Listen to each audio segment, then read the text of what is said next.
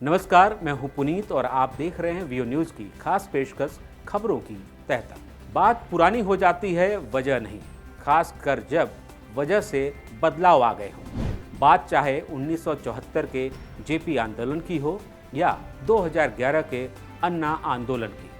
भीषण गर्मियों में हुए उन आंदोलनों के पीछे की वजहों ने देश के राजनीतिक तापमान को बढ़ा दिया था। जेपी अब हैं नहीं, इसलिए उन्हें सिर्फ आदर के साथ याद ही किया जा सकता है।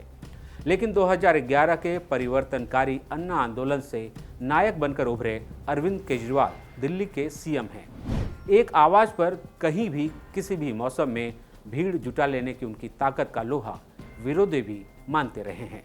लेकिन आज भीड़ की वो ही ताकत बड़ी कमजोरी बनकर इमेज को बट्टा लगा गई। आइए चलते हैं लगभग पौने 5 महीने तक रामलीला मैदान में धरना देने वाले केजरीवाल के आधे घंटे में ही खत्म हो गए प्रदर्शन की तह तक।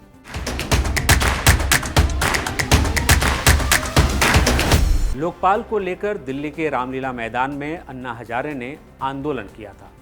2011 में ये 5 अप्रैल को जब शुरू हुआ था तब गर्मी झुलसाने लगी थी। मई जून तक जाते जाते वही गर्मी जलाने लगी थी। रमजान अलग से चल रहा था, इसलिए ऐसे लोग भी काफ़ी थे जो रोज़ा रखने के बावजूद दिन भर रामलीला मैदान में खड़े रहते थे। केजरीवाल की अपील पर दिल्ली से बाहर तक से जुट आए लोगों में रामलीला मैदान खचाखच भरा रहता था। केजरीवाल उस आंदोलन के बहुत खास चेहरे थे। 28 अगस्त 2011 तक चले उस आंदोलन के बाद अन्ना वापस घर लौट गए। केजरीवाल को आगे चलकर दिल्ली के मुख्यमंत्री की कुर्सी मिल गई।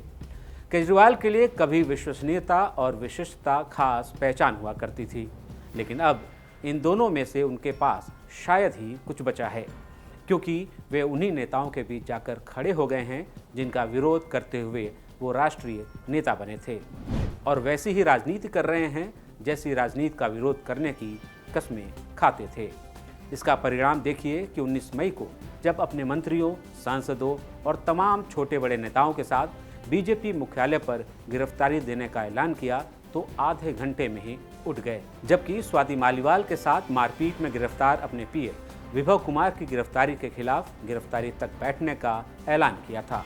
ऐसा हुआ उस भीड़ की कमी के कारण जो कभी उनकी ताकत हुआ करती थी। भीषण गर्मी में रामलीला मैदान में पौने 5 महीने तक साथ देने वाले आज साथ क्यों नहीं आ रहे, तो इसकी भी तह तक चलना होगा। यह है विश्वास का संकट, और विश्वास का संकट हो भी क्यों नहीं।